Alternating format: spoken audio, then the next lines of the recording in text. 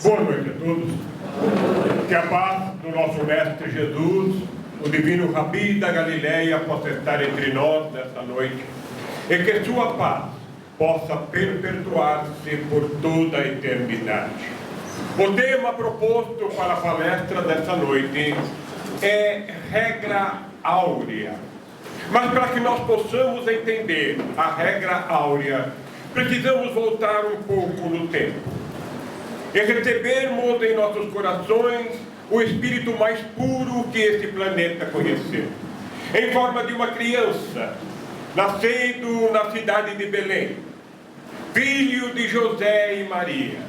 Ali estava o Messias, nascendo num estábulo, numa manjedoura, e precisou ainda fugir para o Egito, porque Herodes haveria de persegui-lo. E Jesus vai para o Egito. E com a morte de Herodes, Jesus precisava, como todo jovem judeu, passar pela circuncisão. E dirigiu-se então José e Maria para o grande templo de Jerusalém. A história nos conta que às portas do templo de Jerusalém havia um homem de nome Simeão. Um homem a quem havia sido prometido que teria o Messias nos seus braços, que não haveria de morrer antes de conhecer o Messias. E quando Jesus, a pequena criança, foi levada ao templo, Simeão entendeu, ali estava o Messias, ali estava o Salvador.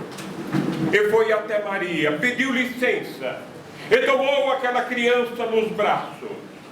Olhando para aquela criança, dirigiu-se a ela, dizendo: vós sois aquele que o Pai Celestial trouxe para a humanidade, para que pudesse trazer os benefícios de um amor.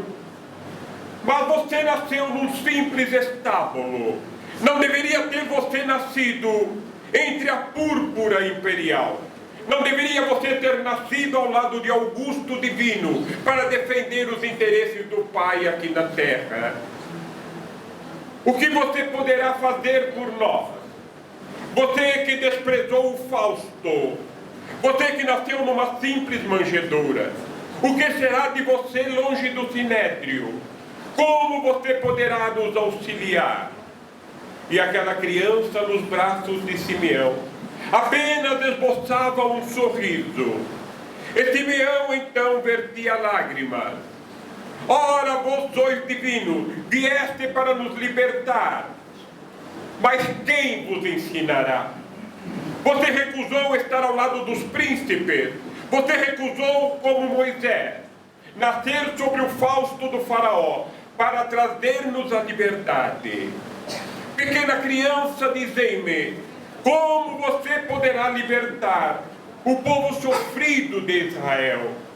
E aquela criança, com seu braço direito, batia no peito do velho Simeão.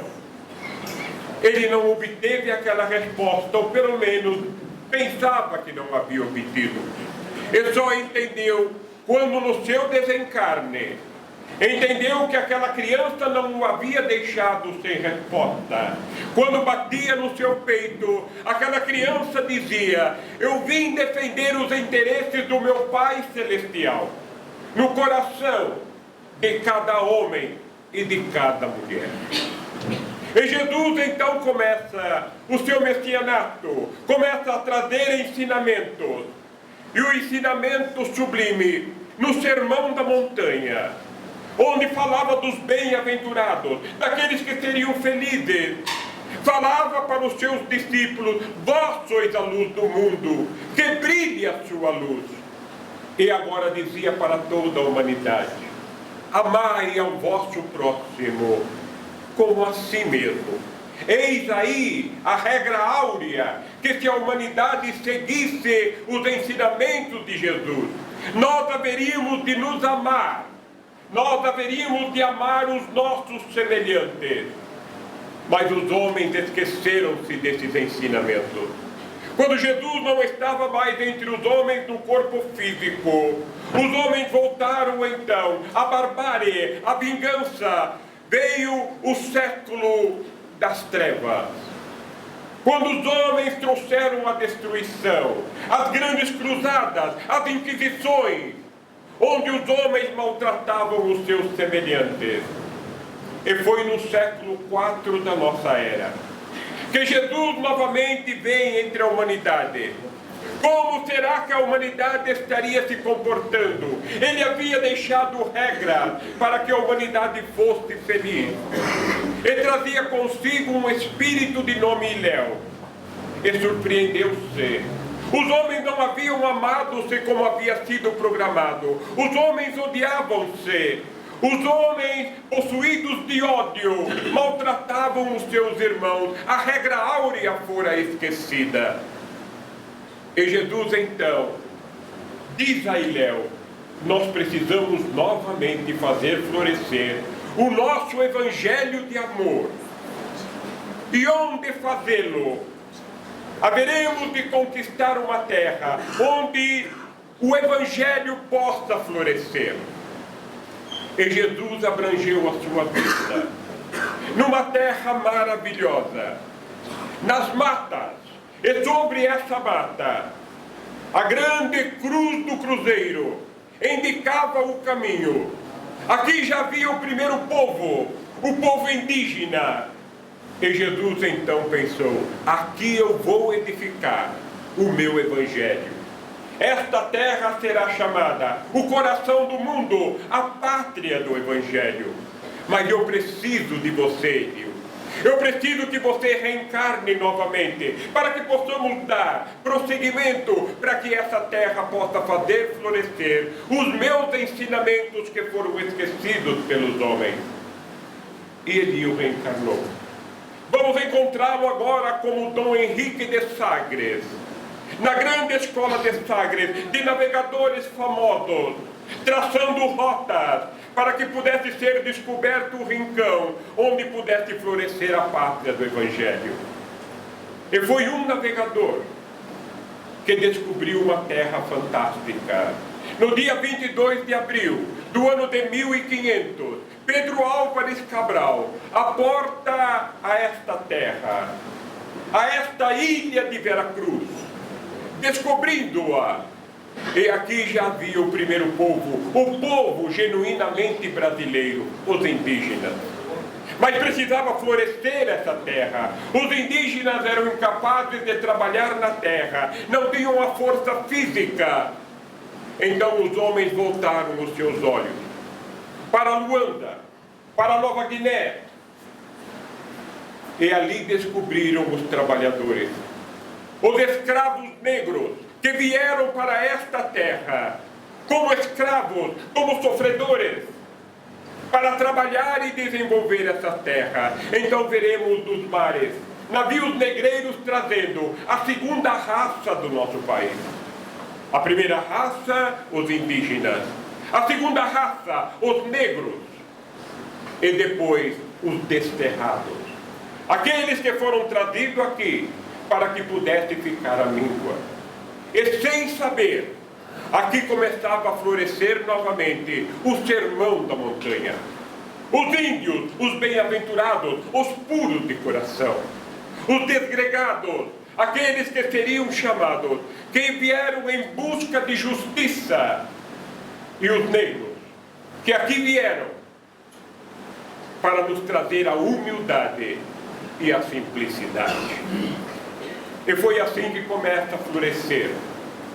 Quando Gonçalo Coelho, com Américo Vespúcio, vem pela primeira vez a este país, a terra agora de Santa Cruz, e desembarca num lugar maravilhoso, numa grande baía, águas azuladas, maravilhosa. E ali ficam embevecidos com a beleza do lugar.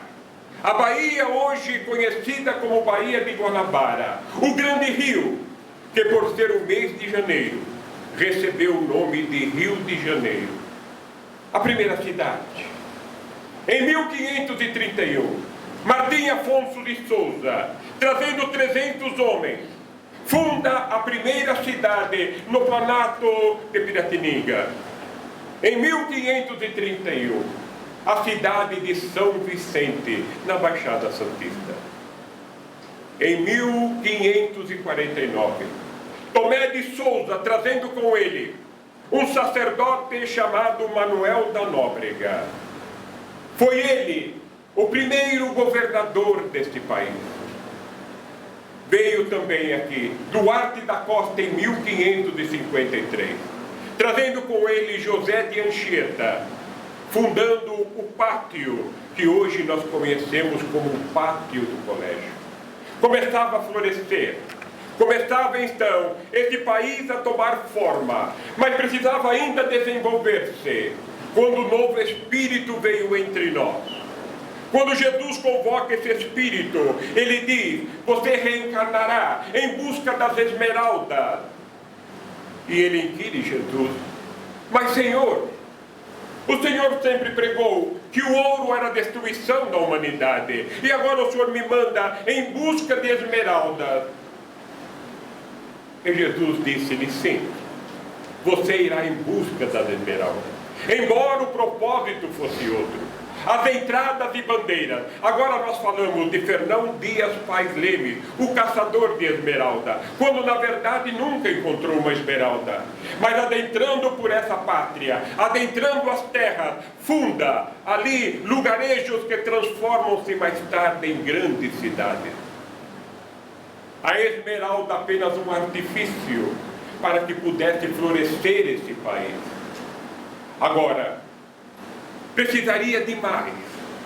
Foi então que em 1789, na França, onde os reis, os poderosos, maltratavam o povo, em 1789, os homens esqueceram-se novamente da regra áurea, de amar-se mutuamente, e os poderosos maltratavam o povo, e o povo revolta-se contra o imperialismo, a Guerra da Bastilha, dizimando o Império da França.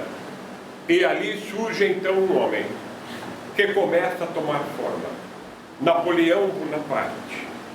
Napoleão Bonaparte, um grande conquistador, que adentra a Espanha e agora volta os seus olhos para o rico Portugal. Portugal que detinha toda a riqueza praticamente do mundo. E Napoleão Bonaparte volta os seus olhos para Portugal, fazendo com que a família real abandonasse Portugal. Em 1808, a família real adentra a esta pátria chamada Brasil, trazendo com eles um jovenzinho, até então inconsequente, até então um jovenzinho que não tinha uma grande civilidade, um jovenzinho que estava perdido em busca de prazeres. Um jovenzinho de nome Pedro, que seria de muita significação a esse país, porque precisava obter a sua independência. E Pedro cresce, e o homem então começa a interessar-se por ele. José Bonifácio de Andrade Silva começa então a tomar forma, aquele que seria o príncipe regente desse país. Casa-se com Leopoldina da Áustria, e agora ele era o imperador do Brasil. Então João VI, quando precisa voltar a Portugal, chama o seu filho e lhe diz: se alguém quiser tomar a coroa, coloque a coroa sobre sua cabeça. Não permita que um aventureiro tome posse desse país. E agora, Dom Pedro I passa a coordenar esse país. E foi no dia 9 de janeiro de 1822, quando Portugal, preocupado com o que acontecia nessa pátria, dá um ultimato: Pedro, volte a Portugal. E todos os brasileiros então, numa grande reunião, diz: fique, por favor. E no dia 9 de janeiro de 1822, ficou gravado no coração de todos os brasileiros como o dia do fico.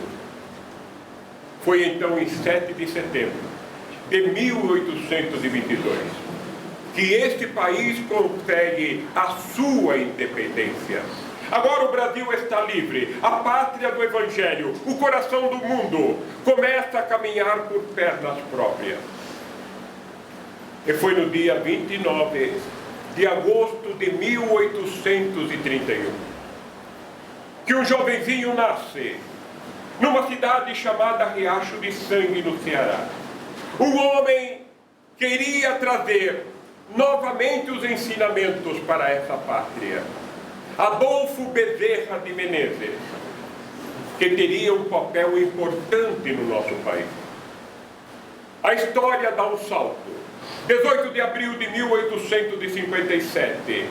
O mundo sofre um impacto, porque até então tudo crescia, a ciência crescia, a filosofia crescia, mas as religiões estavam estagnadas. Os homens não podiam compreender de onde eu vim, o que estou fazendo aqui, e quando morrer, para onde vou? As religiões não poderiam, ou não compreenderiam e não tinham resposta. No dia 18 de abril de 1857, um livro filosófico que veio transformar a humanidade, trazendo resposta, as respostas que todos nós ansiávamos. E foi então que o doutor Adolfo Bezerra de Menezes, chamado médico dos pobres, aquele que havia se formado com grande dificuldade e que atendia a todos os necessitados, sem cobrar, um médico muito pobre, que certo dia, novamente nós vamos encontrar a cor da esmeralda, transformando corações, modificando corações, quando o doutor Bezerra de Menezes está em seu consultório e adentra uma senhora com uma criança no colo. E o doutor Adolfo de Bezerra examina aquela criança. A criança está subnutrida. A criança necessita de leite e remédio. E ele lavra a receita. E para sua surpresa, aquela mulher lhe diz: doutor, eu não tenho como comprar alimento para os meus filhos. Eu não tenho um vintém. E o senhor me prescreve uma receita. Como poderei eu comprar uma receita? E aquele médico, então, procura em seus bolsos alguma coisa que pudesse doar àquela senhora. E não encontra nada. E começa a pensar. E começa a meditar. E de repente, novamente, a esmeralda, a cor da esperança, brilha diante dos seus olhos. O único bem que ele tinha. Olha para o seu dedo, o anel de formatura, o único bem, o bem mais precioso. E ele então retira do seu dedo o seu anel, entrega àquela mulher. Vá, compre o que você necessite para o seu filho. Distribua entre aqueles que necessitam. E antes que ela pudesse agradecer, ele a tira do seu consultório e diz: o próximo, por favor. E aqui começa a crescer, dentro dessa doutrina, uma doutrina de caridade. Uma doutrina que veio ensinar novamente a regra áurea para todos os cristãos. Porque não importa se somos católicos, não importa se somos evangélicos, não importa se somos espíritas, porque antes de tudo necessitamos ser verdadeiramente cristãos. Seguir os ensinamentos do Cristo, cuja regra áurea: amai ao vosso próximo como a ti mesmo. Os homens haviam esquecido, e por isso dentro do nosso planeta ainda existe a vingança, ainda existe o ódio, porque os homens não compreenderam na profundidade os ensinamentos de Jesus. Mas nós agora estamos entendendo. As casas espíritas, que não quer fazer prosélito de maneira alguma, a casa de espíritas apenas vem trazer, ou vem renovar os ensinamentos de Jesus. Amai-vos uns aos outros, porque todos nós, no movimento de fraternidade, significa que todos nós somos irmãos. Mas os homens destroem-se. E foi assim que certo dia um homem trouxe uma música fantástica, uma música maravilhosa, que falava de amor, que falava da natureza. Um homem que veio trazer novos conceitos de reflexões para a humanidade.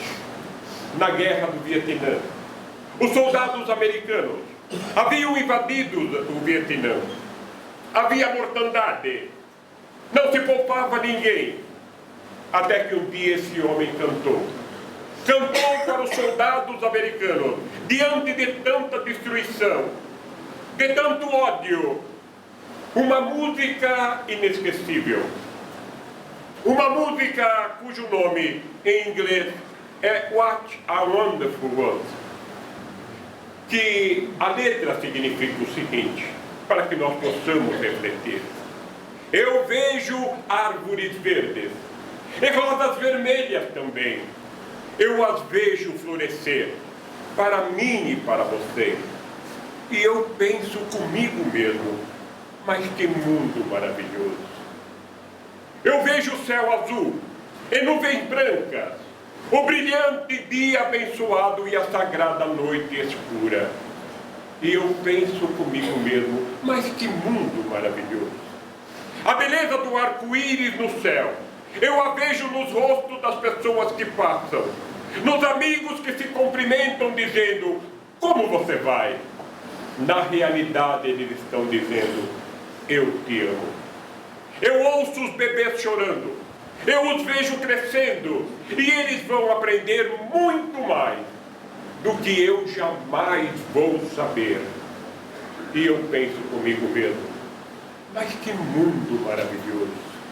Que mundo maravilhoso esse que o nosso Pai Celestial nos oferta. Um mundo fantástico que precisa ser preservado. Um mundo onde nós vemos no rosto das pessoas, nos amigos que se cumprimentam. Na verdade, nós estamos dizendo, quando cumprimentamos aqueles que estão ao nosso lado, olha, eu te amo. Eu te amo. Porque muitas vezes nos falta coragem. Nos falta coragem para dizer, olha, eu errei. Olha, eu preciso de você. E ainda mais, a coragem de dizer, eu te amo. Quando nós aprendemos a dizer, e quando nós seguimos os ensinamentos do nosso Mestre Jesus, nós haveremos de nos amar. Não importa a cor da sua pele, não importa a sua classe social, não importa a sua doutrina. O que importa é que nós somos filhos de um mesmo Pai, que nos ama a todos da mesma maneira. E o dia que os homens aprenderem realmente a amar-se, a compreender-se, este mundo fantástico será maravilhoso. Será um mundo onde não se maltratará mais nenhum animal, onde os homens respeitar-se-ão.